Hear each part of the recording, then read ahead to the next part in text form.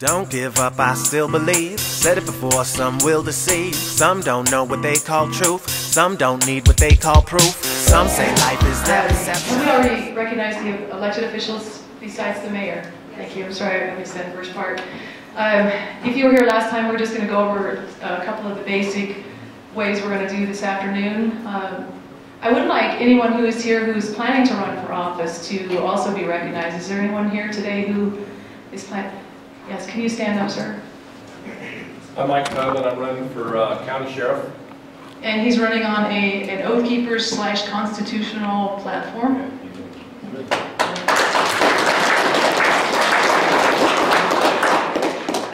So please stand if you have ever, oh, excuse me one moment. We have another wonderful man who's just joined us. Can you introduce yourself, sir? I'm Taylor, I'm running for governor.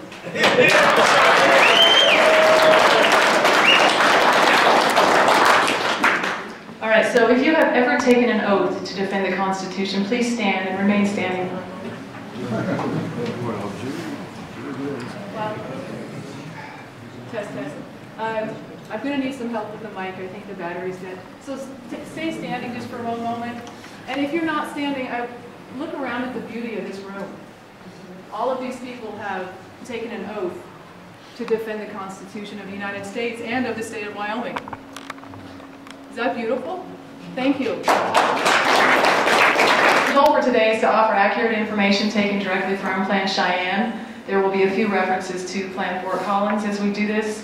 But over the past 2 weeks since our first town hall meeting on February 8th, I have had a chance to delve into specific details of these plans that relate specifically to Cheyenne and Laramie County. So I am an independent investigative journalist. I've been doing pretty much focused research on these plans over the past 6 years. I'm not an attorney. I do not provide any legal advice. I do protect the environment. I am concerned about the health and well-being of people throughout the world. And I have ridden my bicycle and walked thousands of miles through my lifetime because I like to do that. It's actually a choice that I make anytime I can. That's how I get around. PlanCheyenne says the goal of the plan is to bring the city's regulations into compliance with PlanCheyenne. That's stated in the plan. So what brings PlanCheyenne into compliance with the law? Does anyone have a copy of the United States Constitution with them? Excellent. Can you hold that up? This is relevant. There's, in the front row here, we have a couple of constitutions. They're very small, easy to read. In about 30 minutes you can get through it. Excellent. Look at all these constitutions here. Those are going to come in handy. Who has the Wyoming Constitution? The Wyoming Constitution is 77 pages long. Not too shabby. Do you have to be an attorney to understand the Constitution? No. If the answer is yes, how can anyone who is not an attorney swear to honor and obey the Constitution? But a lot of people want you to think that you have to be an attorney to understand what the law is. So the hierarchy, this is just a quick review as we go through this because the law is what we're talking about today and the specific documents. So the people are at the top of the hierarchy in the United States, and we have the United States Constitution, the Wyoming Constitution, the Wyoming statutes are underneath that. Municipal codes, rules, regulations, procedures, guidelines, and suggestions are all below that. So keep that in mind as we go through today. Does anyone disagree that the people are the top of this chart? Yes, sir. If the people were at the top of the chain, then why aren't we voting on this instead of having governmental people making choices for us like we are children? That's an excellent point. So keep that in mind as we go through this today. So the people are at the top, the Constitution is next. If any or all of these documents, this is the Unified Development Code for Cheyenne and Laramie County, this is PlanCheyenne, this is the January update. This is over 500 pages of the PlanCheyenne update. So the Unified Development Code's around 400 pages. If anything in those documents is not in compliance with the Constitution of Wyoming or the United States, what is that non-compliance called? Void. Void? What else? Illegal? Unlawful. Dr. Haynes gets it. Unlawful. There's a difference between lawful and legal, and a lot of you know what that is already. Okay, quick facts. This is a quick review. If you were here on the 8th, we're going to go through this real quickly. Plan Cheyenne was first adopted in 2006. This is in January of 2014. They did an update draft, which is more than 500 pages. They have major changes in this draft update. The first 7 years of Plan Cheyenne in Fort Collins was just used as a test period to see how the people of Cheyenne would react to it with respect to documents in the plan. The consulting firm's report in Plan Cheyenne, there was extensive public participation. What that means is 30 committee members which were tied to the city and the county, and then 45 people from the community participated. That's extensive. And in this room right here, I haven't counted, but I think we have more than 45, probably by double. So these are the major changes in Plan Cheyenne. Land use is a big deal. So the natural trends that the consultants have found in Cheyenne and Laramie County is that you all prefer large lots for your homes with space between you and your neighbors. The plan's goals say that compact development patterns are in store for you. The way they're going to do that is by using infill. So any place there's an empty lot or an old home, that's going to be torn down and a big multi-unit complex is going to be put in its place. This is an example of what infill looks like. And I have a lot of these photos printed on that table over there when you're done this afternoon. Feel free to go over there and look at them up close. This is in Fort Collins. This is infill in Fort Collins. Plan Fort Collins and Plan Cheyenne are done by the same consulting firms, and so they're basically identical documents being applied in different communities. Another thing of infill is in your old communities in downtown Cheyenne, the old homes, a lot of them are going to be torn down or condemned, and in its place will be, this is a single family home next to this little white house. So that's one house that is taking up an entire lot now instead of having grass and garden area. One home is now basically dwarfing that little tiny white house. So transportation is another major update in Plan Cheyenne. Again, the consulting firm found that people prefer to travel freely and at times that meet their family's schedules and their work schedules. The plan's goals are to teach people how to plan their days better so that you can walk and bike instead of drive. That sure worked well today. Historic. If you planned, though, you could have left yesterday before the storm came in.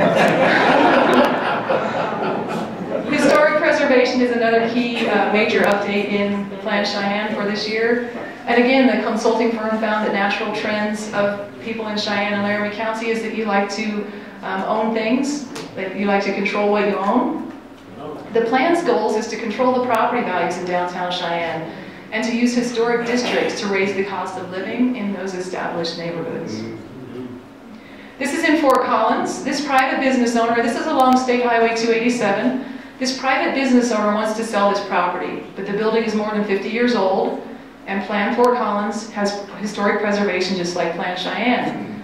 The state transportation is funding part of this highway improvement, and because that money is linked to historic preservation in our plan, this business owner has to get a historic review done before he can list his property. This review process adds nearly a year before he can even put a for sale sign up for his business. If he gets approved to sell that property and to have a new owner do whatever they would like with that property, it's going to come with a lot of restrictions because it is 50 years old, more than 50 years old. And if you look at the building, it doesn't look like a building that would probably be too wise to preserve. Might be better sustainability-wise, environmentally, just to start over. Regionally appropriate architecture is another major update in your plan. And the question is, what if your plans don't fit what these consulting firms determine to be appropriate for Cheyenne? What do you do then? Bulldoze it. Bulldoze it? Bulldoze what? I won't ask specifically what you want to bulldoze. So who decided what was appropriate for Cheyenne in this Plan Cheyenne? Now you have to bring it up. If you were from Cheyenne, raise your hand if you participated in determining what was appropriate regionally. That doesn't look so good. So nobody helped determine what was appropriate for your community. What is community visioning? Community visioning is what started this entire Plan Cheyenne process well before 2006. So again, did anyone here participate in the whole Plan Cheyenne creation starting decades ago? One person did. Excellent. 2 people. Yes, I remember you. And yes, Ms. Grigsby there. Okay, these binders again. This is the Unified Development Code. This is Plan Cheyenne. Almost 1,000 pages. Those are the documents that are the foundation of this plan, but there are thousands upon thousands of more pages and documents that go with it. We're going to go through some of those. I would also like to recognize another elected official who's walked in. This is Councilor Williams, who's with the City of Cheyenne. Thank you so much for being here today. So here's what happens with these plans. We have so many documents that most people don't have the time to read them, and that leads to confusion and chaos. Most people just give up. They say there's no way I can invest the next 4 weeks learning about Plan Cheyenne. So they trust their elected officials to do that. And when we were at the first public hearing a couple weeks ago, the question was asked of the panel, how many of you have actually read the document? Do you remember what the answer was? None. 0. Nobody had read it, even though they voted to adopt it. That's a concern because there's a lot in those documents that are going to impact all of you. So what do the Unified Development Codes have to do with Plan Cheyenne? Those are inseparable documents. The UDC codes are the enforcement mechanism for the plans and policies in Plan Cheyenne, and that's listed in those documents. Binding and inseparable, that means you can't do one without the other. That's why they had to update the Unified Development Codes in October of 2013, so that the update for Plan Cheyenne of January 2014 would be enforceable. These documents here, this is what I've been doing for the past 2 weeks, and it's going to take a little bit of time, but you need to understand the complexity here. All of these documents with the silver rings are studies that the City of Cheyenne has done on bicycling and walking. Now, if you listen to the consulting firms, you would think that there is no way that Cheyenne is planning to be like Fort Collins and have biking and walking. Stay with me here. This is a volume 1 of a conceptual plan for biking. This is the Cheyenne Metropolitan Pedestrian Plan. This was finished in August of 2010. This is just the pedestrian plan. This is volume 1 of the bicycle plan, volume 2 of the bicycle plan, volume 3 of the bicycle plan. These are all internal memorandums from a consulting firm that are directly communicating with the City of Cheyenne about how to force business owners to implement biking and walking plans. This is the best one. See all these little purple tabs? This is one of the main consulting firms that was used for the biking and walking plan. This man's name is Michael Ronkin. This was done on December 6th of 2010. Were you all invited to this presentation for the Bikeway Design Workshop? Raise your hand if you were aware that it was happening in December of 2010. So, this consultant is from Switzerland, and he has a major part in what's coming to Cheyenne. So there are about 3,000 pages here of bike and walking studies that you all have paid for. How much? We're going to find out. So let's talk about the external consulting firms first. Michael Ronkin is from Switzerland, AVI is from Fort Collins and Cheyenne, Alta Planning is from Portland, Oregon, Urban Interactive Studio is from Denver, Economic and Planning is from Oakland, LA, Sacramento, and Denver, Fair and Piers is from Colorado, Hawaii, California, Washington, and Utah, Clearing Associates, Fort Collins, Denver, Florida, Illinois, North Carolina, Ohio, and Pennsylvania. That's who's planning Cheyenne, just for your bike and walking. I didn't delve into other areas right now, we're just focusing on this one aspect. 3,000 pages. But the key documents, the links were broken for those key documents. 6 key documents for biking and walking I could not access. All right, in all of the public Plan Cheyenne meetings and through all the media coverage, there's been a lot of it, right? A lot of media coverage on Plan Cheyenne? Where? Did you all know about the massive tax money that you were spending for these studies? No. Okay, so here's what's happened. I filed Wyoming Open Records Access request with Mr. Tom Mason of the Cheyenne Metropolitan Planning Organization to obtain the contracts and agreements with those external consulting firms, because I'm curious about how much you've paid for that and what the agreements say. Aren't you curious? Yes. That's a lot of studying. So what's the mission? The mission of PlanCheyenne is to make Cheyenne more sustainable, to reduce carbon emissions, to make Cheyenne more livable by teaching people how to walk and bike instead of drive, to create compact housing developments, and to teach private business owners how to use government-approved products and methods. Where did the foundation originate? That's from the Community Vision 2020. These are mandated policies and agreements from the European Union and other countries for the United States to reduce carbon emissions by 80% before the year 2020.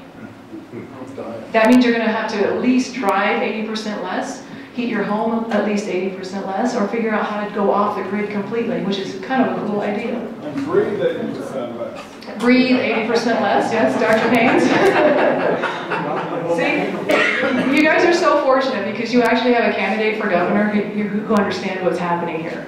Amen. Dr. Haynes, thank you so much.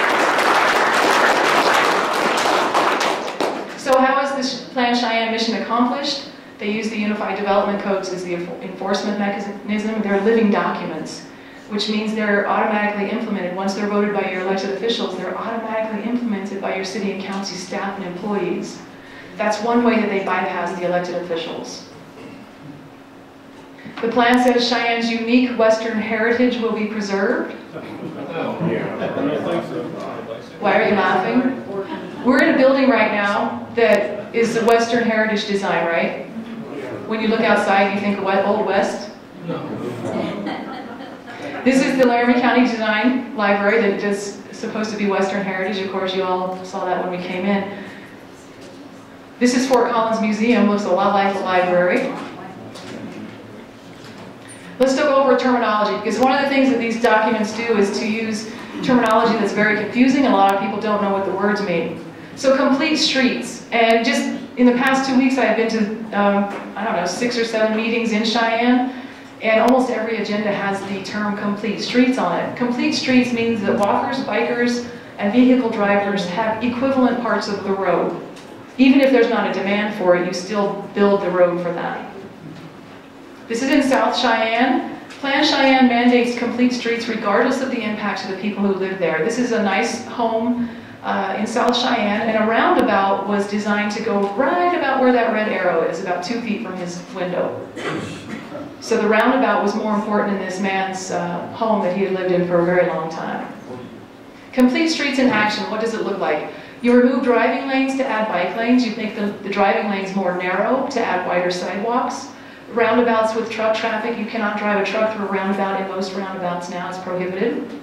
Right turns on red are prohibited because you wouldn't want to hit a pedestrian or a biker who would be waiting to cross. Roundabouts are to slow vehicles so that they go the same speed as bicycles. Remove the center turn lanes to make bike lanes, and also to remove driveway access in front of each business, and we'll go through each of those, how that's going to happen. This is another photo from, I think it's east of Cheyenne, let's see, east of Cheyenne, along Interstate 80.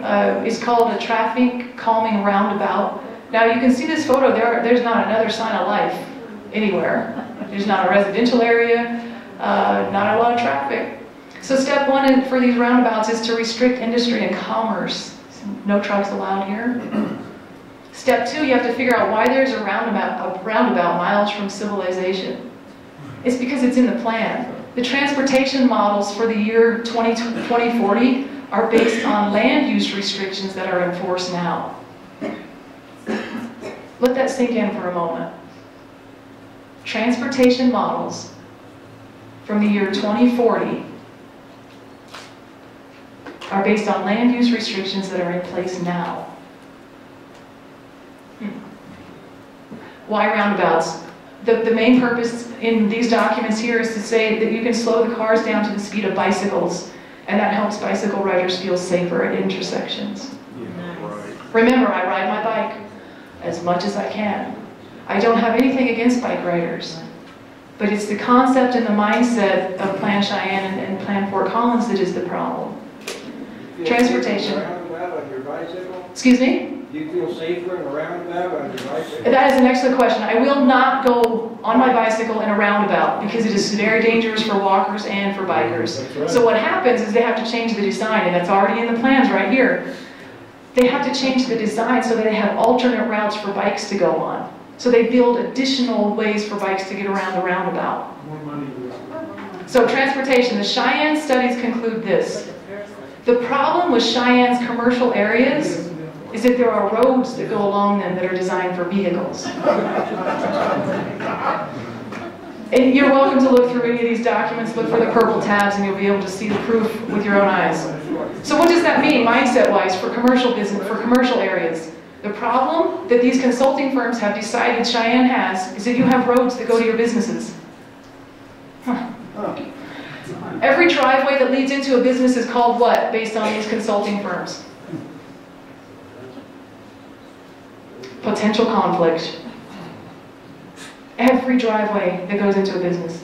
So the solution in the plan for every potential conflict is called access management. Access management requires that driveways into businesses be reduced from one for each business into a shared access. What does that do to congestion? What does it do to your business? Hurts it.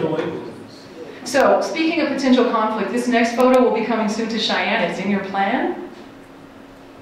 This is a bicycle box.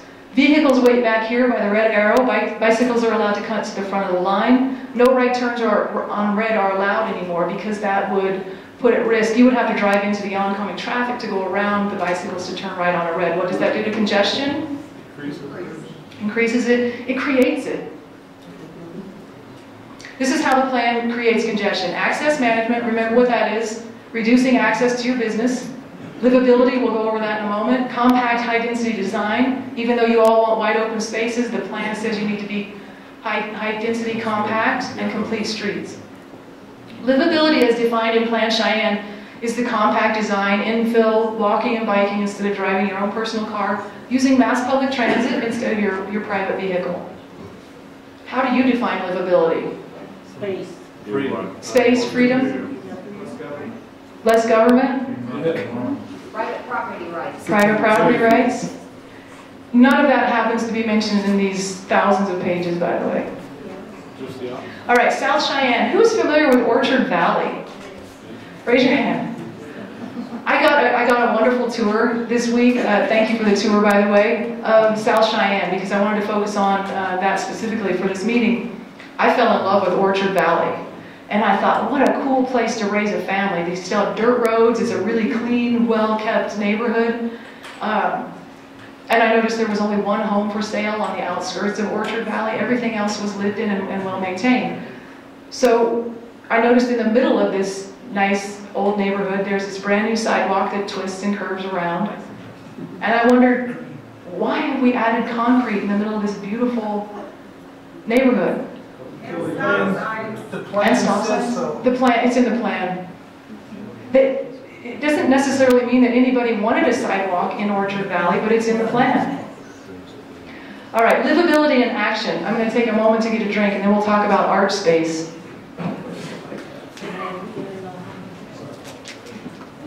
Who's art?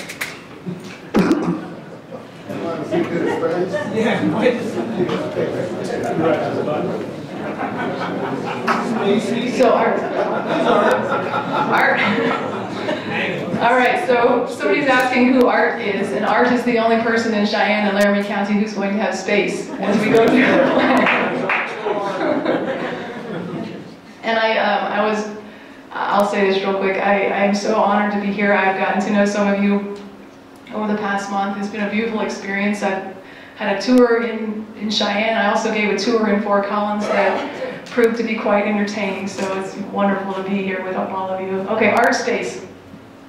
Cheyenne is being tempted by art space for infill and livability. Who is art space? Art space is a real estate developer who owns 35 projects across the United States. And once they come into your community, it takes them between 4 and 7 years to complete their project. Art space funding. Who do they get their funding from? This is straight from ArtSpace. We access public funding sources. What does that mean? Tax dollars. Whose tax dollars? Ours. Regardless of where and how you pay taxes, they're using that money for their private real estate development. What does that do to real estate agents and developers who are local? Cuts them out. Makes them hold their hand out. It creates unfair competition. You guys are really smart. ArtSpace occupants. Who gets to live in this ArtSpace building? Households earning at or below 60% of the area median income. But anyone who meets that income requirement can apply. The problem is that only artists are preferred in these communities. Is this a form of discrimination on your tax money? And who decides who an artist is? Who owns ArtSpace? Once it comes to a community and uses your money, who owns that? ArtSpace retains ownership of its projects.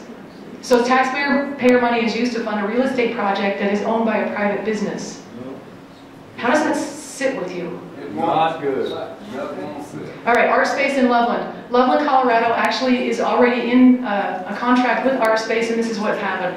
You know, Loveland, Colorado is a mecca for artists, just naturally. The sculptors, I mean, it's a beautiful place to go and look at all the sculptures. In 2006, a private developer tried to buy an old building in Loveland. The Historic Preservation Council, which you have, and the Loveland City Council voted to deny permission to this private developer to build single-family homes on that lot. So, he was blocked from buying what he wanted to turn into single-family homes. He was blocked by the City Council and the Historic Preservation Council, which is not an elected body. The City of Loveland is now partnering with this private real estate ArtSpace developer to preserve the building, and the estimated project cost is $8.9 million. Remember, a private developer wanted to take on that responsibility, but now the taxpayers are taking it. So, will the City of Cheyenne and Laramie County elected officials get to vote on ArtSpace? They're in the beginning process with ArtSpace right now in Cheyenne. There was an article last week in your Wyoming Tribune Eagle. So taxpayer money is going to fund the project. What if you don't want to fund a private developer? And who will be accountable to the taxpayers for that project? Anybody? Nobody. Okay, here's the funny thing. If you go into a bank and ask for a business loan and tell the banker that your business plan is only financially viable if you can access tax money from your neighbors, what will the bankers do? They may call security. All right, safety is the new global warming. If you were here last time, we learned a lot about the scientific facts behind global warming. The carbon dioxide amounts in the Earth's atmosphere that human beings are actually contributing is 114 100,000ths of 1% of the total greenhouse gases in our environment. Scientists worldwide have reported that global cooling has been occurring for decades. You all hear that in the news, right? Yeah. All right, how many people here know about the Oregon petition? Ooh, this is going to be a fun one. The Oregon petition, 31,000 American scientists, 9,000 of those have PhDs, have signed a petition that says limits on greenhouse gases would harm the environment, hinder the advance of science and technology, and damage the health and welfare of mankind. 31,000 American scientists have signed this petition. You can actually go online and see their beautiful signatures for yourself. All right, here's what else they say. There is no convincing scientific evidence that human release of CO2, methane, or other greenhouse gases is causing or will in the foreseeable future cause catastrophic heating of the Earth's atmosphere and disruption of the Earth's climate. There is substantial scientific evidence that increases in atmospheric carbon dioxide produce many beneficial effects. We know that, right? Yes. If you were here last time, remember we took a deep breath? Everybody do it together. Take a deep breath. Hold it. Keep holding it. Okay, let it out. You just reduced your carbon footprint. And the most extreme people who would like you to reduce your carbon footprint even more would like you to not ever breathe out again. How do we take care of the volcanoes that release more CO2 than all this BS that everybody's talking? Forest fires, volcanoes, all of that produce massive amounts of CO2, and it's all dumped into the environment at one time, and we're still here. All right, so this is on the back of our mass transit in Fort Collins, and this little billboard says you'll use more energy on a tandem bike. There's a picture of a 3-car garage with a house, a very large house, and it's saying that that house is so energy efficient that you'll actually spend more energy riding a bike than you will be living in that house. Is that true? No. But you feel pretty good when you read it, right? Because you're reducing your energy use. So remember what the scientific studies say about LEED buildings? Science says that there is no provable increase in energy efficiency or savings in LEED buildings. And I say that respectively because we are inside a LEED classified building right now. The problem is that a lot of these scientific studies say that these buildings, because they cost more, they do cost more, actually use more energy than a traditionally designed building. And that is heartbreaking to me because a lot of people walk in and think, wow, we're doing a good thing here. But the truth is, and the science says that's probably not the case most of the times in these LEED buildings. Safety appeals to our emotions as strongly as saving the planet does. So safety is the new global warming. Think about car crashes, bicycle wrecks, obesity, heart disease, polar bears disappearing, ice melting, rising temperatures, and disappearing wildlands. That is just depressing and traumatic to think of that list. But there's a solution to everything if we would reduce our carbon emissions and be a lot safer with what we do, right? Let's all live in a bubble. Cap the volcanoes. All right, everyone wants safety and healthy environments. Seriously, I do. I want that for everybody in this room, and for my child, and for your grandchildren and my grandchildren. But who determines what is safe? Are we using science to determine that, or are we using special interest groups to determine that? Who determines what is a healthy environment? Because a lot of people are convinced that putting those CFL light bulbs in your homes and businesses is healthy. But what happens when they explode is it releases that toxic mercury dust into the air, and it's very difficult to get rid of. What happens to individual choice and freedom when large-scale international mandates like the UDC and external programs like PlanCheyenne are applied to individuals? What happens? Slavery, lose your rights. How much money will be spent on educating people about how to safely ride a bike in vehicle lanes to prevent an accident? Here's what happens in real life, and Fort Collins is the 3rd highest ranking city in the United States for bicycle riders. And we have been educating people how to ride bikes with traffic in the traffic lanes for years. So what happens actually is that it teaches those bikers to have a false sense of security. So they don't pay as much attention as they should when they're riding alongside a semi-truck. This also leads to an increase in the accidents of bicycles. It doesn't decrease the accidents. With all the safety measures and all the road planning and all the education, our bicycle accidents in Fort Collins are skyrocketing. It's tragic to see. How much money will be spent on redesigning Cheyenne's existing roadways to make bikers and walkers feel safe? Do you know how much? Too much. Nobody knows how much because the consulting firms always leave that part out. There is no cost or budgeting reference in these plans. So redesigned streets lead walkers to believe they're safer than is actually the case. Pedestrians feel safer because of the design. They're actually not safer. Public-private partnerships like art space. Here's what happens. When you start to mix government with private business, it's a natural breeding ground for corruption. It kills competition, time and money intensive. Taxpayer money is used to help these private businesses, and that creates a relationship that is not fair to the other businesses. It increases government control over your private business, and I'm not sure why you would want to do that unless you're using a business model that's not viable on its own. Private business owners lose their autonomy. They no longer have the right to decide what's best for their business. The private sector is beautiful. It encourages competition, creative solutions to problems, to actual problems that really exist that need to be solved. A lot more innovation. Do you know there is technology right now that we could solve our energy problems? right now, but it's being smashed. Look at the science on that. So private sector, the creativity and the innovation in the private sector is beautiful. It also happens pretty quickly. You can solve problems if you don't have a lot of bureaucracy involved. This is Rocky Mountain Innosphere. It's a public-private partnership in Fort Collins, and this is going to be relevant to Cheyenne as well. Here's what happened. The chief financial officer for the city of Fort Collins recommended that $5 million of taxpayer money be used for this private business startup company. The chief financial officer for the city of Fort Collins sat on the board of that private business at the same time he made that recommendation to the local officials. This is called what legally? Conflict of interest. So public-private partnerships open the door to these conflicts of interest. The chief financial officer quit his job with the city and he was hired to be the director of that private business after he had recommended to the city council and they voted approving $5 million to this private business. Here's what happened. People figured it out. Wait a minute, that is a conflict of interest, and he had to take a few months off before he could start his new job. That was at the expense to everybody though.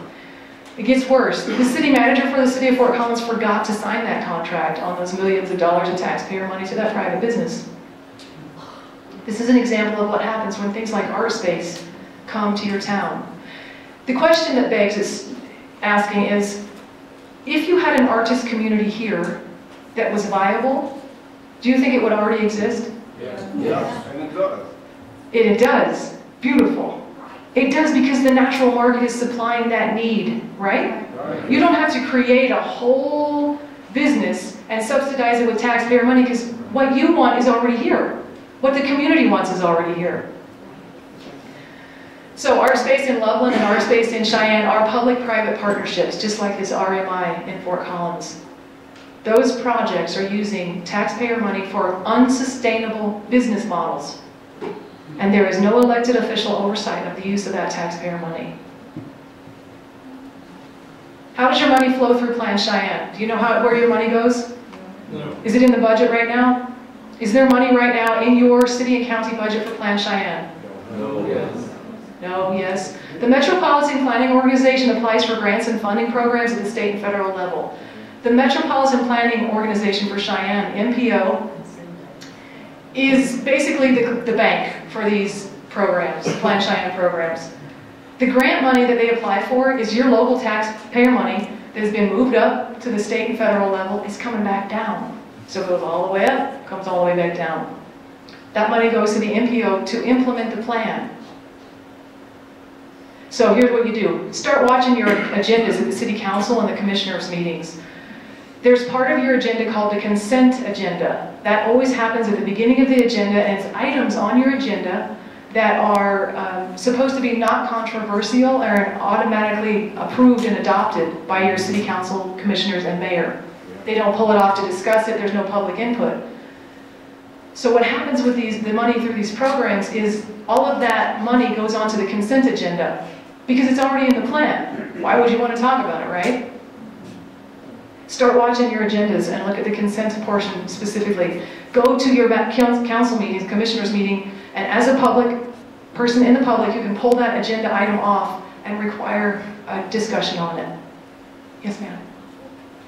The MPO, what authority is it incorporated?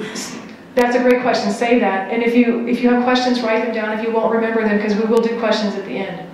That's an excellent question. What authority does the MPO have, right? All right, so after PlanCheyenne is approved, your local officials' oversight and authority on taxpayer money spending is transferred to the MPO. Once this is adopted, this 500 pages and this 300, all that money gets transferred to the MPO. Is money property? Yes. Yes. Money is property? Name the constitutional amendment that talks about property. Fourth? Fifth? 14th? What do those amendments say about property? It's yours? It's private? Can't search it. Can't search it without a warrant? Specifically with probable cause and stating exactly what they're searching for? Can't seize it. You have to be compensated if it's taken? What, sir? Can't seize it. Can't seize it? Okay, think about art space again. They are taking your money to fund a private business. And how is that legal? Constitutional? Statutorily correct. Huh? Because remember the hierarchy? Yep. We the people. Hold up your U.S. Constitution again. Anything that's in this Constitution is the top law. That means that anything that's up here that is not in compliance with that is automatically illegal. That's really hard to hear because look at all this work. This is just on biking and walking. That's not on historic preservation because historic preservation has the same amount of stuff. This is not on transportation for vehicles. This is not on roadway design. So remember that anytime you come up against a statute, a rule, a code that is not in compliance with the Constitution, you have a problem. The city's going to have a problem. The commissioners are going to have a problem. This whole county is going to have a problem. That's one of the reasons I'm here. Because honesty and exposure of the evidence and the facts is what I do. And I'm now becoming really attached to this community because of you. What was that? I have a feeling that I would not be able to move here at this point.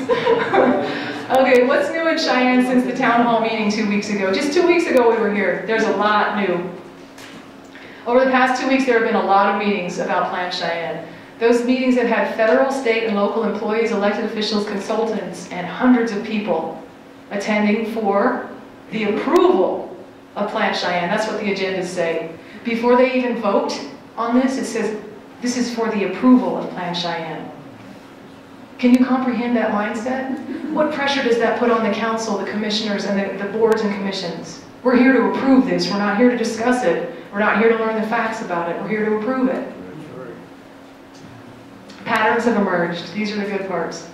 The consultants say that the 2040 PlanCheyenne transportation model is based on land use changes in this current PlanCheyenne. You know what that means? It's confusing, isn't it? So when you listen to these consultants give their updates to the county commissioners and the council, you wonder, wait a minute, it's 2014. The 2040 transportation model is based on land use changes that are in this plan that haven't even occurred yet. All right. So what does it mean in practical terms? Radical changes to the land use produce impacts on transportation, right? Yes? Yes. The plan creates congestion problems that must be solved with biking and walking. Do you see how this is becoming very circular? And it's turning into a spiral? The consultants say there is no performance monitoring section for these radical changes in Cheyenne's way of life. If you apply for grant money in the private sector, do you know one of your most important parts is your budget and your performance monitoring section? There isn't one that exists for PlanCheyenne. There's no way to monitor what's happening, and there's no budget. There's no cost associated for any of this. The consultants say there are possible data sources and potential data to be collected. The MPO and Pro-Plan C officials say if we don't take the money, someone else will get it. If you do take the money, what happens? You actually give authority and jurisdiction to the federal government. Because grant money has strings attached to it. That's how it works in the private sector too. If you say to somebody, I'm going to do this for you for $40,000, you had better do that for $40,000. And if you don't do that for $40,000, you're going to get a lawsuit. That's in the private sector. So when you take federal and state dollars for these grants, for these programs, and you don't fulfill it, what happens? I'll tell you what happens. They come after the taxpayers to make up the difference. This is the Laramie County Public Works Building. We were at a meeting here a couple days ago. Now this is way outside of town. Raise your hand if you've been here to this new beautiful building. It's a long drive, but you'll be happy to know that it's uphill both ways. A lot of wind going out there that day. The Wyoming Department of Transportation actually were warning vehicles, because of the wind. You do have a wind issue in Wyoming. But in compliance with the plan for all government buildings, you have bicycle racks. Are you ready for this? Inside the Laramie County Public Works building, I could not believe my eyes. There are showers, end-of-ride facilities, so if you ride your bike all the way out there, you work up an aroma, you take a shower, you don't offend your coworkers. Showers. All right, the Cheyenne MPO Technical Committee did this. This is a technical committee from the Metropolitan Planning Organization. One of the most powerful organizations in Laramie County is the MPO. They voted to adopt Plan Cheyenne prior to discussion about the plan's major changes in land use, even though the major changes to transportation are founded upon land use. Do you know that one of the board members actually said, Mr. Chairman, I think we might have a problem here because we haven't discussed half of this yet and we're voting on it. Somebody did speak up, but it didn't matter because he was outnumbered.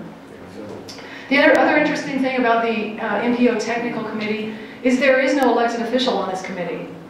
And we were told in the meeting the reason for that is because it's a technical meeting and elected officials aren't technical. So, this is the beautiful part. This Cheyenne Technical Committee had some really good questions. One of them was, are the models used in Plan Cheyenne driven by landowners? I felt like standing up and cheering. Yay for that question. Is this actually based on landowners? And he also asked, this was the chairman, Mr. Beard, is Plan Cheyenne development driven as things are actually happening in Cheyenne? Are those the best questions ever? Those are so good. Here was the answer. This is how the MPO director, Mr. Tom Mason, answered. This is his answer. The U.S. Census was used for forecasting, and the focus is on models. All right, here's the obvious question. How is data from the census used for forecasting when the census data is measuring what is actually occurring at the time the information is collected?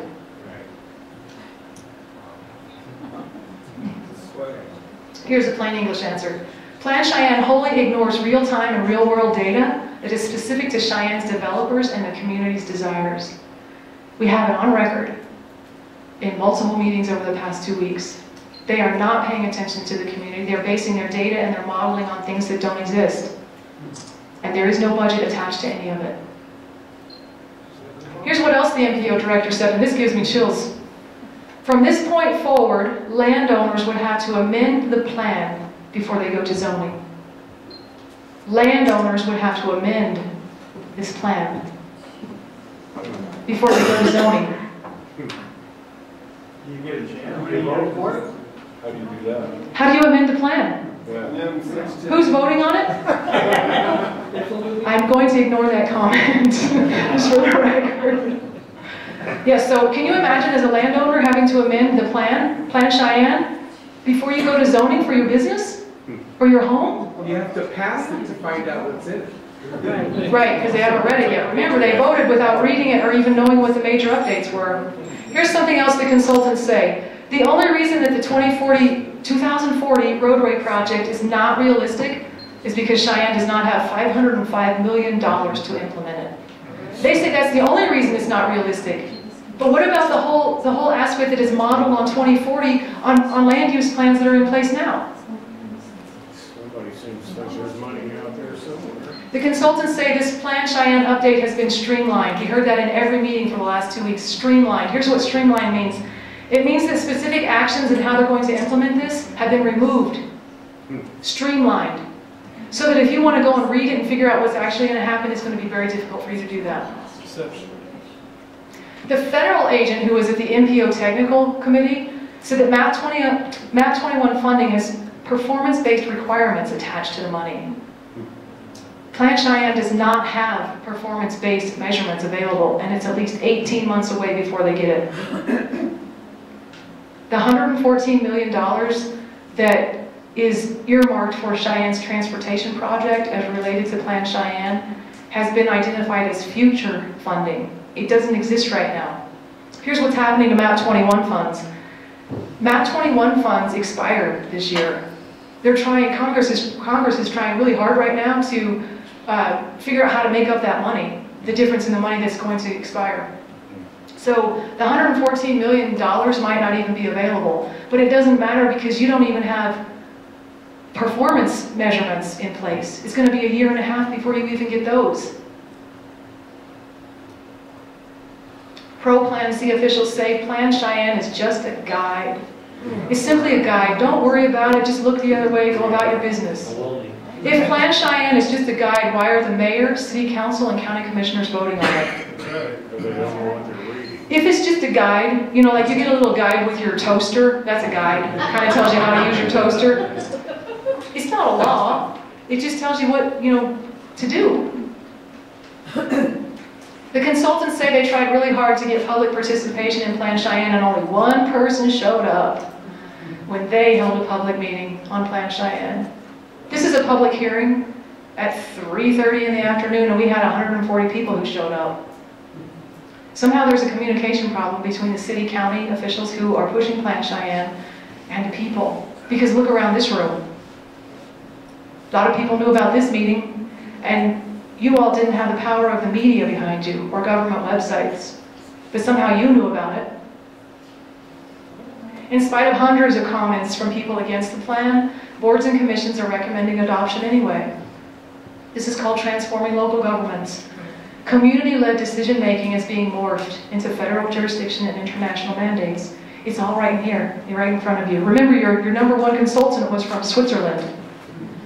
All right, if Plan Cheyenne is adopted by a vote of the city and county elected officials, how will this so-called guide be legally classified at that point?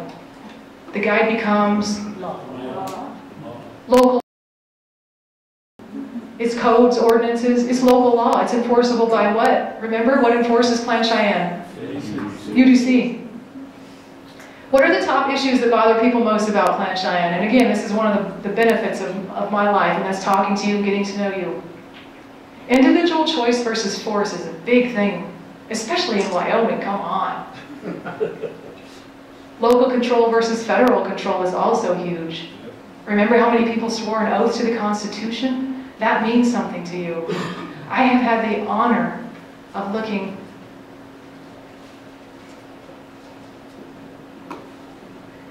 in veterans' eyes when they say, I swore an oath to defend this country against foreign and domestic terrorists. And I take that oath seriously. You're beautiful people here. I don't want your way of life to be changed unless you want it to be changed. That's the key.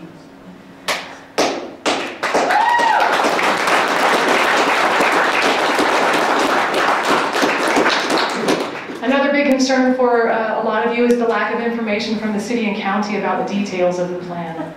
It's nearly impossible, even for elected officials, to find these documents right here.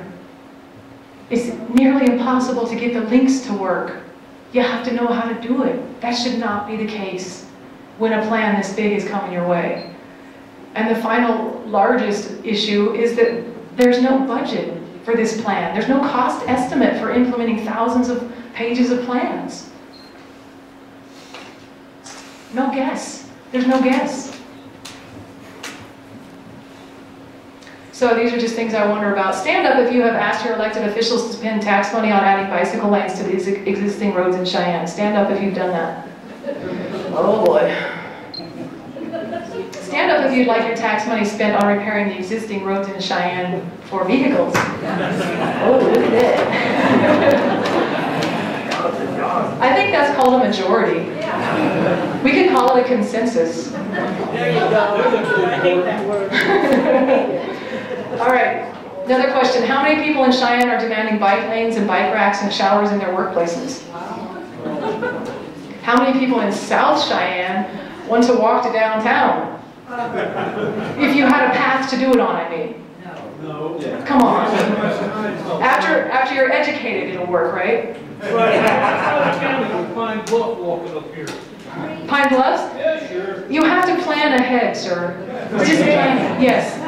Well, how about we send the governor and the mayor down there to walk with them? Don't have somebody to talk to. That is an excellent idea, but this volume 3 of the on-street bicycle plan and the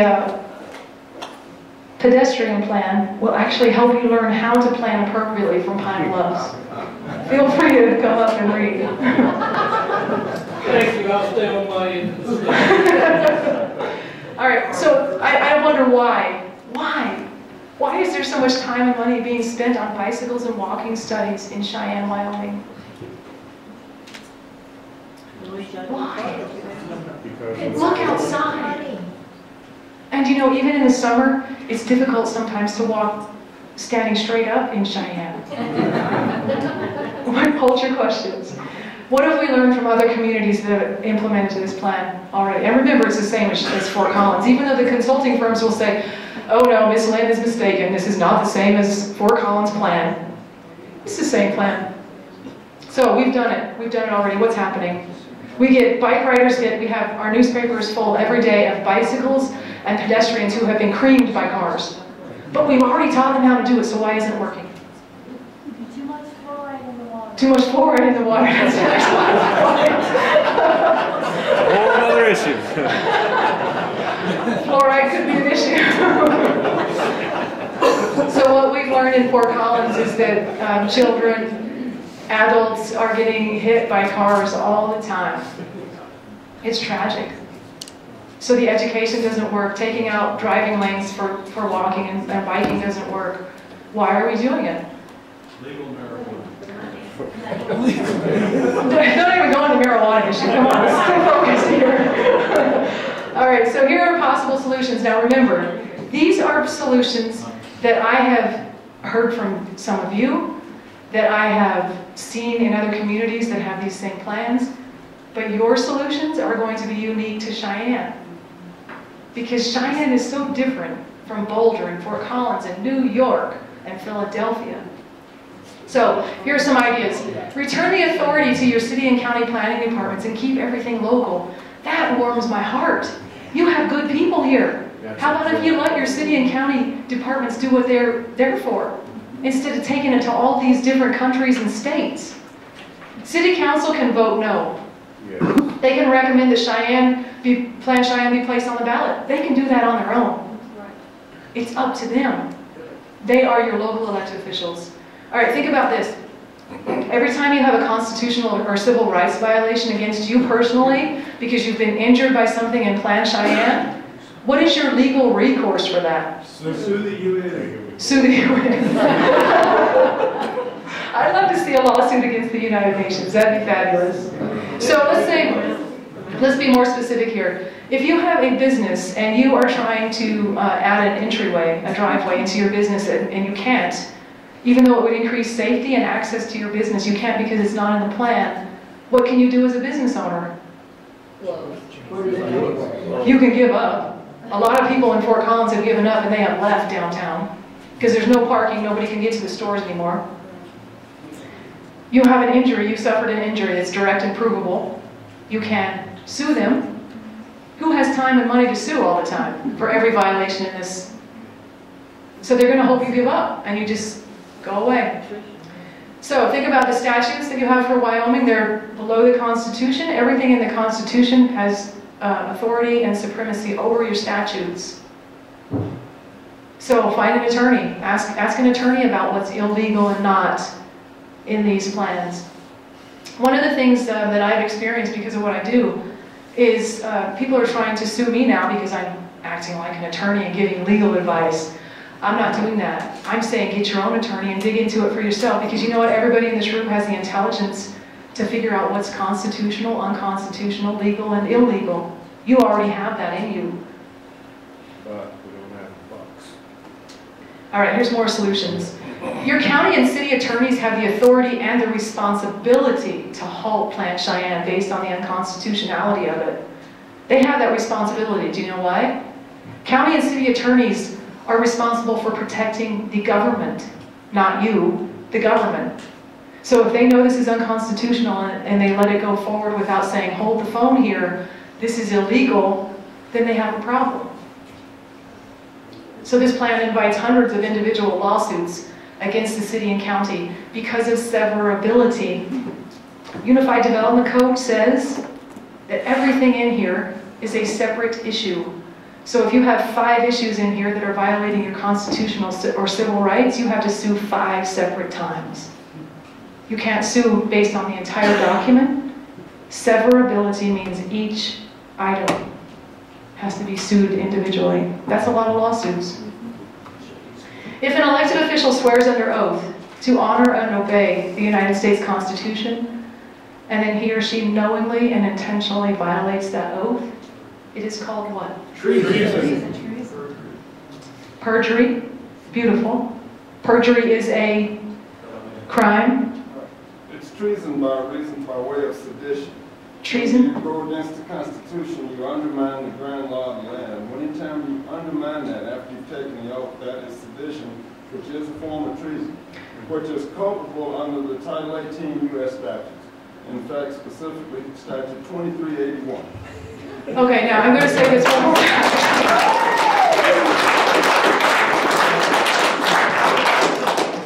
This is your candidate for governor, friends. That's beautiful. He actually knows the law, and I have a feeling he'd enforce it.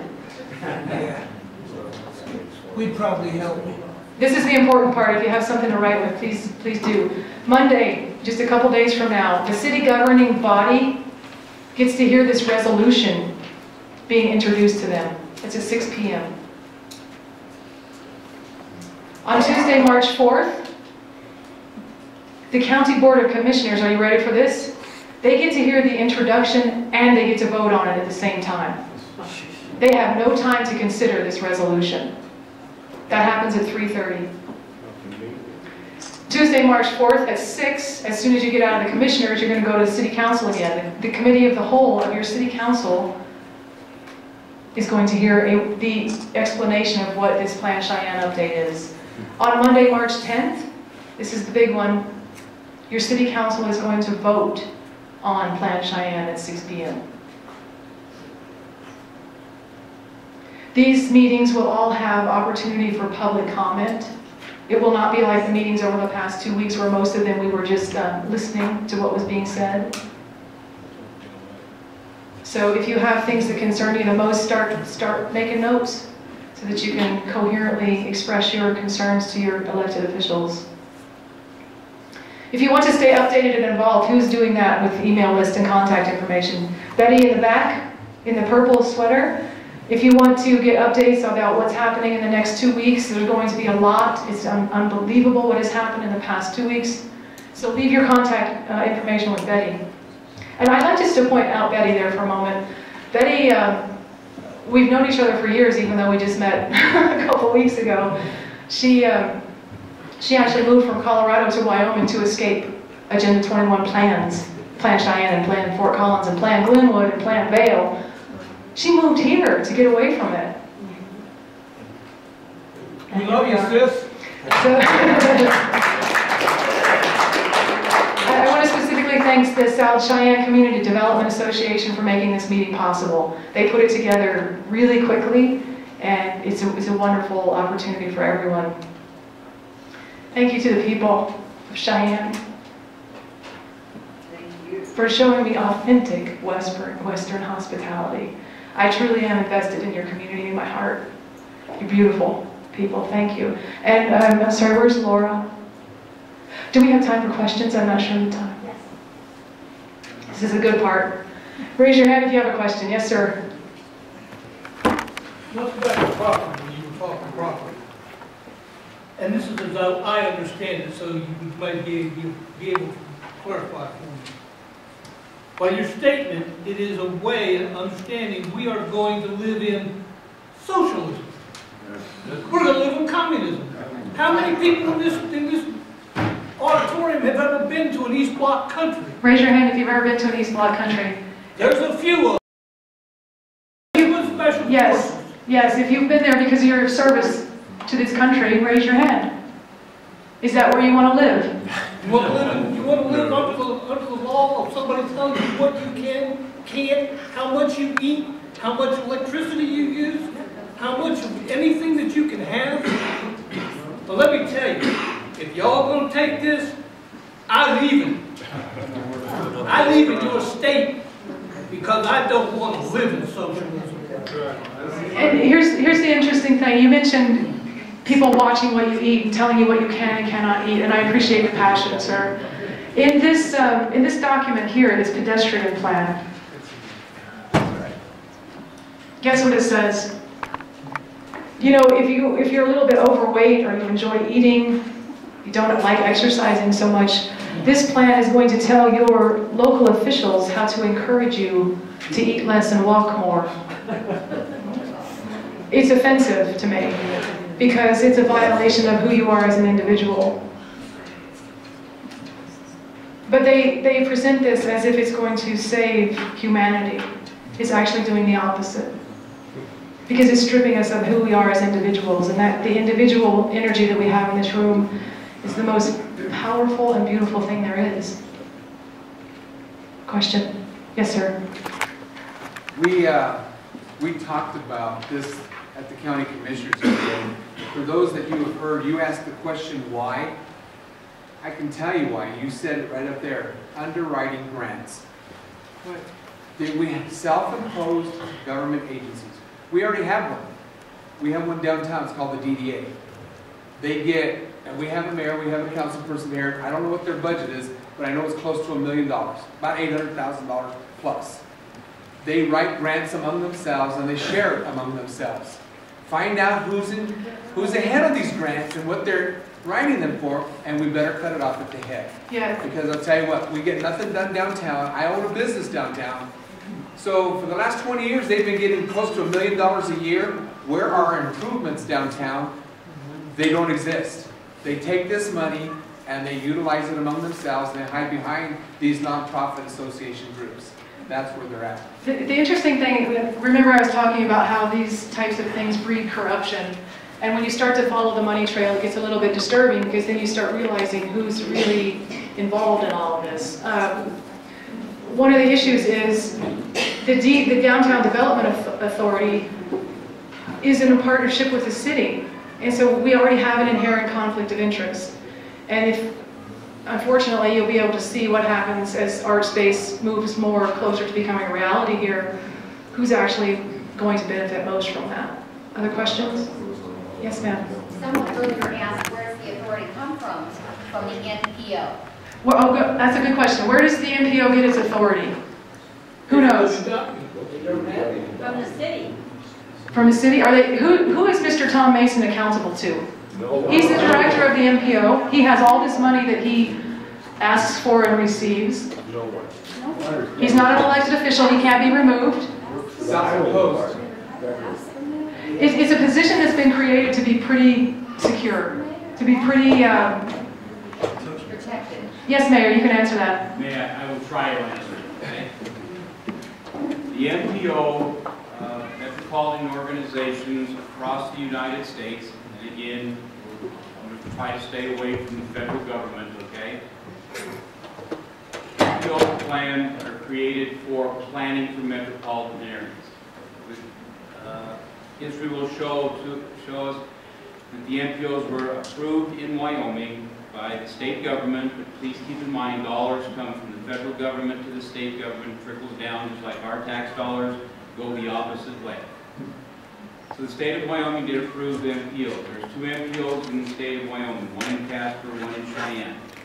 There is a partnership between the Wyoming Department of Transportation, Laramie County, and the city of Wyoming, what is referred to as the NPO Policy Committee.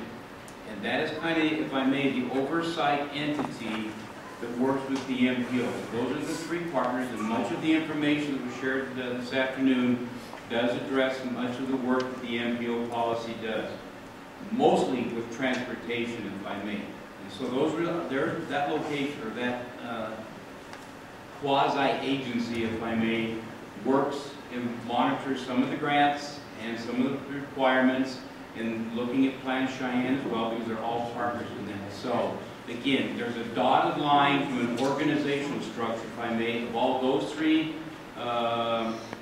government entities that helps monitor, work with, and oversee the NPO. The direct question is this: Who hires and fires Mr. Mason? There is not a definitive answer to that. Come on, be respectful, okay? there's a direct line. The city of Cheyenne is the fiscal agent, so when we look for grants and everything else, that comes to the governing body for action on that, whether it's going to be approved or not approved, and that's where it's discussed. I know, maybe I can be a little more specific here. Who hired Mr. Mason? I was not in the city of Cheyenne at that particular time. He's been there for, I think, 20 plus years, so I do not know who made the authority. I've asked for that information because one of the individuals in this room sent me an email on Friday inquiring very similar types of things. And who has the power to dismiss? So this isn't, yes sir. Mr. Mayor, if I may, if on the votes, if the county commissioners vote for it and the city council votes against it, who supersedes who? Doesn't go anywhere because it's, again, in my understanding, it has to be kind of an all or nothing vote. I'm sorry, what was your question again? In the event when it comes up for votes, for the vote for the MPO to continue on this, when is it? You just put the next week. Yes, when the city council, the whole body is going to vote on it. Yes. But if they vote against it and the county commissioners vote for it, who supersedes who, or who? That's an excellent question. So you would have to have the city attorney answer this legally, but I can tell you what the documents say. This Plan Cheyenne is for the city of Cheyenne, but the MPO has included the county. Yes. Okay. So when the city votes on this, what happens? The county cannot nullify their vote. And this is one of the legal issues that's going to come up. Let's say the county says no to it. City says yes, but the boundaries for Plan Cheyenne cover a lot of the county. We already have a major legal issue on our hands because who's going to enforce? That reminds me of another thing. The boundaries and the zones and the specific maps that are in this update are not accurate. And that was brought up at the technical committee as well. So when they vote on it, are the maps going to be accurate or not? No. There is a lot of legal issues surrounding these documents. So, yes, Mayor. I would like to offer one other thing, if I may, so your time is not wasted in the future. And I do apologize. I have to leave because I have a 5:30 commitment and I have to go prepare for that. I wanted to listen to more of the public's concerns and what have you, and I apologize that I cannot get that. But there was a date up there where, in this coming Monday night, February the 24th, that I did identify that the Plan Cheyenne would be introduced to the governing body of the city of Cheyenne. The process is for introduction. No discussion has taken place that evening. It is only an introduction, and again, no public comment is taken. So I did not want you to expect them to show up and ready to chat about it, and wouldn't be doing. That then is when the committee of the whole will gather on March the 4th, and that's where you will be able to provide the public input. So again, please, that's only for introduction purposes this coming Monday evening. And sir, can you hold on just 1 minute before you leave? Sure. The key about February 24th is I want you to be there anyway. Everybody wants you to be there anyway so that you can listen. Even though you can't speak, what holds elected officials accountable is to see people listening to what the resolution is. You need to know what the resolution says because it's probably loaded with legal issues just in the resolution. And do you have a question for the mayor, sir? Yes. Yes, please do. Mayor Kaysen, with all due respect, I'd like to know your opinion. I've talked to contractors, land inspectors, landowners, a lot of people. Nobody seems to be for this at all. I mean, the opposition is overwhelming. My question, do you have any idea why elected officials are continuing to push this rather than looking, listening to the people out there and going, we don't care what you're saying? That's a fair question. I will say that there are other people that your general statement about nobody supports it is incorrect. We have had a lot of folks, it's right up there on that table, say we want more ability to travel throughout our community, not only by vehicle, but by bicycle, by walking, by strolling, by whatever they want to do. So that's baloney, and you know it. So let's show respect regardless of the opinions, please. The question is, and I think this was addressed earlier in some of the discussion, the MPO prepares plans. If there is a plan that is then approved, then we go forward and try to secure the funding. So as was identified earlier, grant dollars come in to make many of the projects that we are able to move this community forward. When I say community, I mean the entire area, just not the city of Cheyenne. So as identified earlier, this is a grant-driven, in a manner of speaking, process to try to secure funds, because we know within Wyoming we do not have the funds to do it. The city of Cheyenne, Laramie County, cannot raise funds on their own to do this, so we do look for the grant process. Mr. Mayor, I want to get one more, because this man is one of your constituents. I want to allow him to ask you a question, then I would like to address you before you leave, sir. Stacy, what is the status of the open records request you have with Mr. Mason? That's an excellent question. I filed the open records request personally with Mr. Mason on Thursday. I hand-delivered it to him. He has been wonderful. He has been emailing me back and forth for the last 2 days. He will fulfill that request. Is there a way we can see the results of your inquiry? Yes, I will publish that in some format so everyone can see that. And I have a feeling we're going to have another meeting. I wonder if you can ask the mayor to see if we can get the response by the 24th. By the 24th? Wyoming law, actually, that's an excellent question. Wyoming law allows them 10 days. But because PlanCheyenne kind of snuck up on everybody because there wasn't so much advertising about it, it'd be great if we could get that expedited. So Mr. Mason and I have been communicating. He's working on it. I'm not sure how long it will take him. Having it before the 24th is an excellent, well, that's Monday. So if we could have it Monday morning via email, that's how I've requested the information, that'd be great. I also want to say, even though there was a lot of disagreement with people who are supporting PlanCheyenne, you all are at an advantage because you have elected officials in this room who are here. What you want and what the facts are. So I want to say thank you, Mayor, for taking time out of your Saturday. I would also like to thank Councilor Williams. She has been digging into this, doing as much reading as she can on her own time, trying to learn about the plan and to learn what the people want. So thank you, Councilor Williams. And also I want to recognize Commissioner also for his time. Okay, let the mayor address one thing. There was a question right here. It wasn't spoken, but I think I'm not reading your mind, by the way. Okay, but where are the meetings for the City of Cheyenne activity? Traditionally held in our City Council chambers in our municipal building at 2101 O'Neill Avenue. Okay, looking at the interest of this, I've written myself a note to see if we can move this to a larger location so we can comfortably have everybody there, not standing in the aisles or anything like that. So if it does change, we will get the notice out. February the 24th, again, next Monday, this coming Monday night, again, you're more than welcome. But it is an introduction only. It's part of the consent agenda because there's no action taken on it. So it'll be introduced through the consent agenda, and your presence will say, we're interested, and that's about it, okay? I don't mean to say we're cutting you off or anything like that. It's just the way that that has been created for the City of Cheyenne for many years. If we do move the Committee of the Whole meeting as well, which is again is on March the 4th, and if we move the meeting for March the 10th, which identifies the date for the council to take action, we will get notice out as far as where that location will be.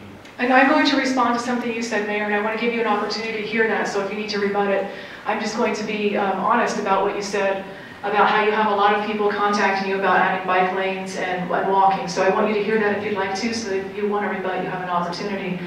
So the mayor was saying that a lot of people in Cheyenne have contacted him, saying we need bike lanes, we need walking areas, we need to add all of this. Yes, ma'am. Right. Mayor, would it be helpful if there was a petition that said until the details are known and the parties who want these changes are known and the people in this county and affected areas are known, that would a petition like that help stop this push, this fast track for this plan? I cannot give you a definitive yes or no. But you have the right to present that kind of information, yes, ma'am. Sir, in the blue. Thank you. Mayor Kaysen, you talked about walking opportunities and biking opportunities. Correct me if I'm wrong, isn't that what the Greenway's for? I mean, how much money was spent on that project, and how is that utilization? I'd like to have some information on that. Just very briefly, we have roughly 37 plus miles of greenway built over a 20-year period of time. That has been built in a couple of fashion grants that we received, and also the voters that have approved 6th penny funding for capital improvements, the voters of Laramie County. It is utilized highly for walkers, bikers, runners, pedal bikers, strollers, joggers, and everything else. So it is used very heavily. I cannot say or tell you it's used by X% of our population, but it is very popular. And the purpose of the Greenway is to interconnect our neighborhoods for them to have an option of traveling to another location. Granted, some people love to ride 20 miles on a bike. I get on a bike and I get to the end of the driveway, I think I've had a pretty good day. But some people do that, all right? It also connects, like I say, neighborhoods to some businesses in the neighborhood, immediate neighborhood, or you can go across town to some areas, parks and recreational connections as well. Sir, in the back. This community's got a fairly large number of retired people, disabled vets, retired vets. I don't think there's that many people that really need a bike trail or walking trails. We don't walk much. And that's what elected officials need to hear. Okay? You voiced it here. You have the opportunity to share same with both county commissioners and the governing body of the city. Thank you, Mayor. Are there any other questions? Maybe 2 or 3. Let's do 2 more. Let's do this gentleman here in the vest, and then this woman over here. Why is it that the county is going to approve or vote on the plan before the city? It seems to me like it ought to be the other way. That's one question I have. Looks to me like the city ought to act on it and then the county. And then the other question is, I understand that the National Association of County Commissioners is meeting in D.C., and I know one of the commissioners is going to be gone on March 4th.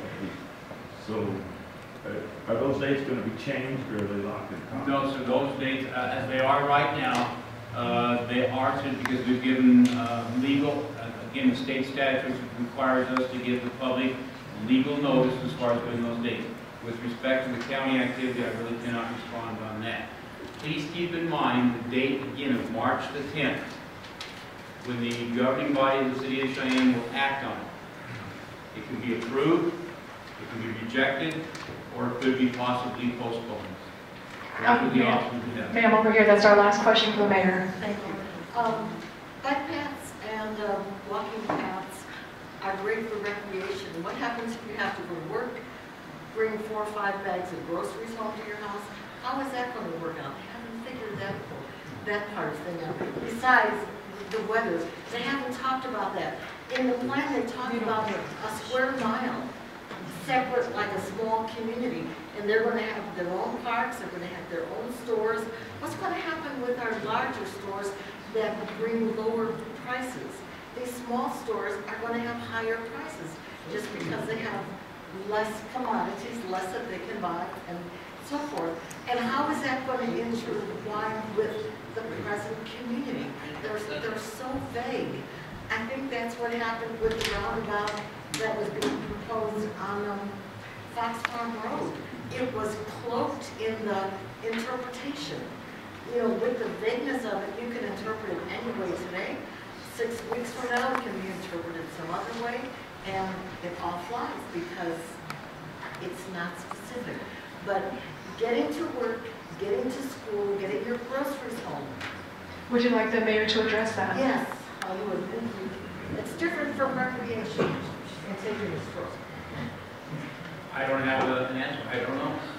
You know, I would say it's an individual choice how you're going to get your groceries home or something like that, how you may get to school, or how you may get to work. That's not a great answer. They don't want us to drive. So, I'm just trying to answer some questions. I'm not going to sit here and support or not support PlanCheyenne. So we said that you would take 2 questions and you're done. If you need to go that's fine, Mayor. If you want to take a couple more, it's up to you. One more. One more question. This woman here had her hand up. Mayor, can you tell us the best way to get you to postpone this? I mean, what would it take for you to postpone on this? I am not the sole vote to postpone, approve, or reject. It is a decision by the full sitting council and myself. So how do we go about it? The education to, if you would like to say, again, as you've heard, there's some unanswered questions as Stacy has presented this afternoon. If you believe that there are enough, there's not enough information or anything like that, even though there's been a lot of activity, a lot of discussion, you're not satisfied, you could work through a council person who then makes a motion to postpone. That postponement is discussed by the public, whether it's a good thing or not a good thing, and then it's also discussed by the council, and then we take a vote. That would have to be a decision that Mrs. Williams would say. And I'm sorry. I was going to say, if you do approach Councilor Williams, please do it not in a mob so that she can hear everybody's opinions. Also, I wanted to say thank you again for coming. I know you have to hit the road, so thank you.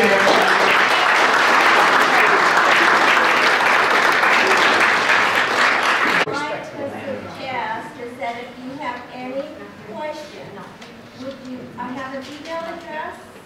You can email me the information, and it's a-williams@cheyenncity.gov, or you can write it to me in letter writing. What I've always suggested is that people show up to these meetings and ask questions. I'm always looking for some, people here, the public, to show up and speak up and stand up. And I'm privileged to be here and to see this town hall meeting happen. So, to me, that's the way to get a hold of me. I have all the other council members' email addresses. I can share those with all of you, but I really, Mr. Eisenhower has it on a piece of paper. I've also shared email information with Stacy regarding all the people that are on that NPL board. I can get you that information also if you have direct questions to them. But that's the best way to do this. Repeat your email address again. Okay, I don't know where I'm going to find it. It's a.williams@cheyenncity.org. Let's write it down. And we have all of those on a sheet of paper in the back, so as you leave, you can get those also. But we also, the best way to also do this is all the other council members have their own thoughts on this issue, and therefore, to reach all of them in one mass, maybe present a list of names and phone numbers, and let's see who called them. That's excellent. Thank you, Councilor Williams, for being here and for being open to your people. Thank you. Thank you. And to me, that's the best way to show up to the meeting, because we do need people coming to this meeting and speaking up about the issues. A lot of you, you just get the agenda. You don't get the attached information that's attached to it. You can request that information from our city clerk. You can request that information from our city secretary. They can provide you that information or the attachments of what's actually in the agenda itself. The vouchers, those are provided to us with everything that, Stacy had mentioned that we approved before, the meeting. I thoroughly go through those because I want to see where the money is going. I do question. It may not be in the public setting when we're having a meeting, but I do contact the city treasurer and say, why are we spending money on this? Why are we spending money on that? And she'll explain it to me one way or another, and I'll call the department and ask them. Everyone here has that right to do that. You have that right also to contact your city clerk and to contact the city treasurer and ask them, why are we spending money on this? And she can tell you exactly what that is for. And if there's a legal issue with that, well, go to the attorney. You know, he's also there too to explain why and why not. We can't give out that information. Yes? If I may, on her behalf, I follow her. Her and I are friends on Facebook. She is a pit bull in the city council, but she stands alone. She's for you guys. She's always asking people, please come, I need your help, I need your input. She's a representative in Ward 1. I live in Ward 1. There's 2 other representatives in Ward 1. I never hear from them. There's 2 other wards out there, Wards 2 and 3. You never hear from them. This lady right here, I'm telling you, she's on our side. So when she's asking us to show up at the city council meetings, do so. She needs our support. And you know what? I think it's about time that we all, because these guys need to hear us. They're getting away with too much. They're not listening to us. Nobody's listening. That's just on the city level. Now we can always address the state at the next meeting, but we have to address our city needs. Right now, we have a voice in Mr. Eisenhower. I appreciate your call. Mr. Eisenhower. Okay. So thank you for putting this together. Thank you for showing up. SCCDA, I've been to your meetings. I will continue to go whatever I can do to support. I think you have a good base right here. You know what? We need to hear our voices. So I would like to just redirect a little bit. If anybody else has a question for the counselor, though, please raise your hand for Counselor Williams. And before you do that, I just want to, I'm still also being educated on this PlanCheyenne. It is a very thick book. I spent my 4-day weekend trying to read, what's in the plan, so I can myself ask questions regarding what it is about, because I need to educate myself on it. I've been in the council a year now, and therefore there's a lot of things that I'm still learning about the process and how the council works. With that being said, a lot of the decisions that I'm making are not personal decisions. They're community, I'm trying to reach out to the community for your help. Like Glenn said, to get that kind of a help, support, to show up, even if you don't like the way I voted or the way I voted. So whatever question you have for me, I just hope I can answer for you. Yes, sir. Yes, Madam Councilperson. I have a question on your diligence in trying to absorb the material of PlanCheyenne. I know you probably can't answer this question, but you surely have some idea. How many of the other members of City Council do you think would go to that effort, find out what's contained in that plan? I don't know if I do. I cannot speak on their behalf. I am hoping that they will look into this, because they do see that it is an issue. It is, it's going to affect the community. So we do need to research and we need to educate ourselves on a lot of these issues so we can make those intelligent decisions when we're making our votes. And with that being said, I'm hoping all of them are reading it and really looking into it. And therefore I can't, like I said, I can't answer for them. But I'm hoping that is what they're doing. And you are welcome. Yes, ma'am. I just wonder if it would help you to have a petition signed by many citizens to give you a very clear message, because one email here, one email there. I'm just wondering if this this group could maybe come up with something that people could sign and then have it be a very clear message. We sent over 400 signatures on UDC codes. They didn't listen to us. I want people to email them, call them, make appointments with them, talk to them, tell them you don't want it. And how many would show up at the meeting coming up? How many people? 24th, the 4th, and the 10th are what we have coming up. So if you can make it, that'd be excellent. The suggestion that I would make is that whatever if you have questions you have, submit them to the city clerk of Cheyenne, Wyoming, and she will make sure that those get to each and every one of the council members also. You have my email address. I forward, when I get an email address with concerns, I forward immediately to the mayor, to the department, to the other council members to let them see that it is an issue and it is a problem in the city. So, I'm not going to, however you feel about your petition, ma'am, I'd be more than happy to present that. And I have put the dates back up here again if you didn't get to write those down.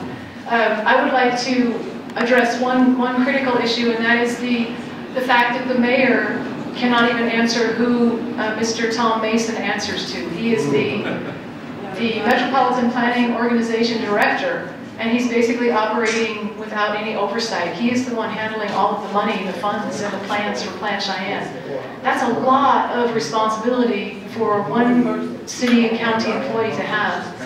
So we need to get to the bottom of that, because if we don't know how to hire and fire our most powerful non-elected official in Laramie County, then we definitely have a problem. Yes, sir?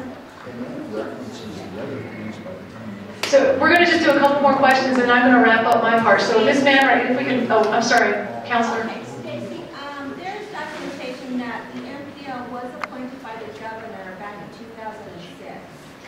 So,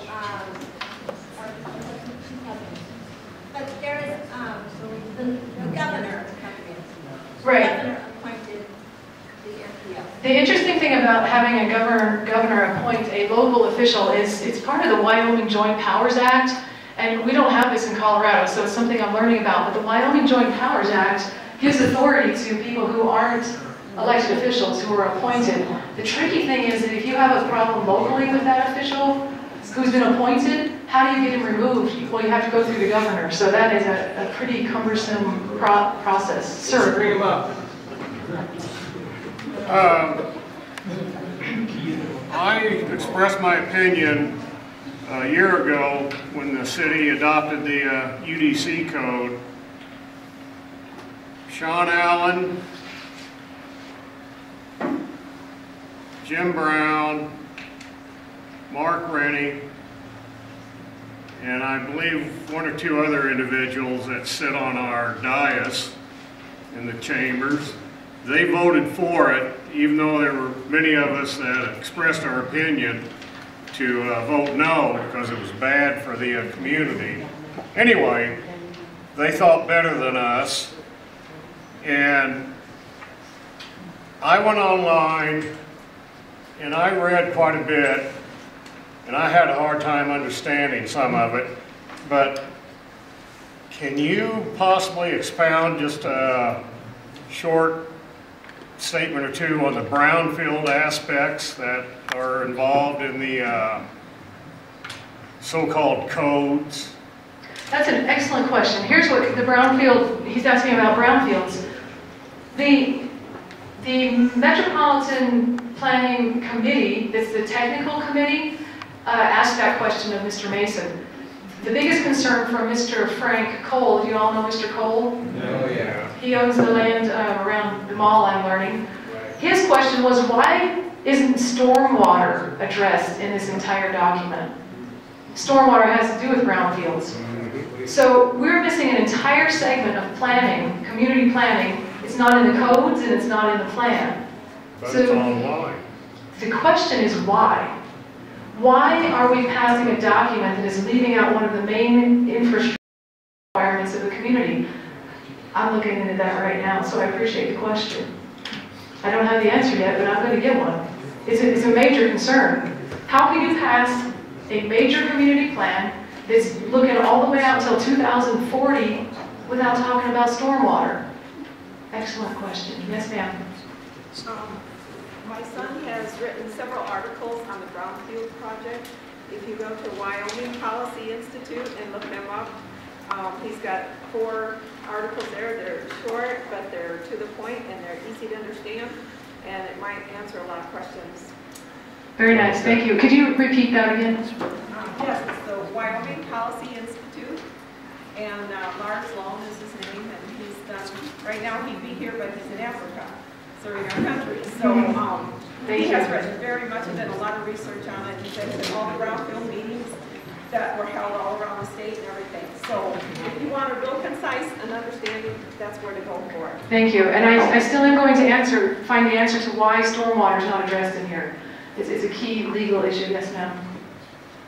I cannot totally address the stormwater issue, but I know that we have had probably short of a year of disruption in the East Ridge area because of directing stormwater. And they took part of the VA property and directed it there, and then there's a holding pond. It's gone through our neighborhoods. We have bigger storm drain things. It has been addressed. And as far as, and now I'm not here representing Mr. Mason at all, but as far as that goes, I think that Mr. Mason has tried to address those issues. He has done an excellent job, I think. Before I heard anything about any of this, I thought he had done an excellent job on the Dunn Street Viaduct, the viaduct that goes from north of there to South Cheyenne. And you don't agree. I hate that bridge. It's dangerous. With our weather right now. I would say it'd probably be best not to get into a discourse amongst the audience right now. You can do that afterwards, but I want to answer one more question and then I'll finish. Yes, ma'am. Thank you so much. You're just a real blessing to me personally, and I know to our community.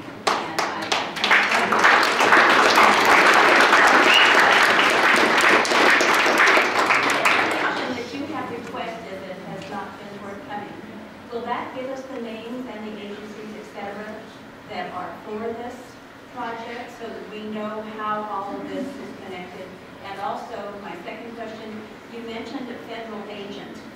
What agency was that federal agent from? He's from the Highway Administration, so the Federal Highway Transportation Authority. And because they're a part of the MPO and because of the road system in Cheyenne, they have to be involved in those decisions when it's federal roads. And what was your first question? I'm sorry. Oh, the names? The names. Okay, so the open records request I filed with Mr. Mason will give us the specific amounts that these consulting firms have been paid and what the agreements are as far as the terms of their service. What do they have to do for the amount of money that they have received? And I've requested it on only 8 of multiple organizations. Another thing that the mayor said that was a little bit, I hesitate to say this because he's not here to defend himself, but it was a little bit misleading, and that may be because he does not know. I'm going to give him the benefit of the doubt. For him to say that a lot of the community in Cheyenne wants bike lanes and walking paths is not accurate, because the consultants have to track that. They're tracking who comes to these meetings and what they want. And so for him to say that a large portion of the Cheyenne community wants it, he may be told that by the consulting firms, and that's their job, is to tell them, oh yes, your whole community wants this. It's not accurate, and that it's unfortunate because a lot of the elected officials are being given the same misleading information that you're all being given. And that's why I have mercy for them, because I know throughout my experience over 6 years, a lot of times they truly do not know what is in these documents. Yes? Stacy, when my son went to all of these meetings that he had to do with Brownfield and everything, they used in those meetings, I didn't know about it, it was an education for me, but it's called the Delphi technique.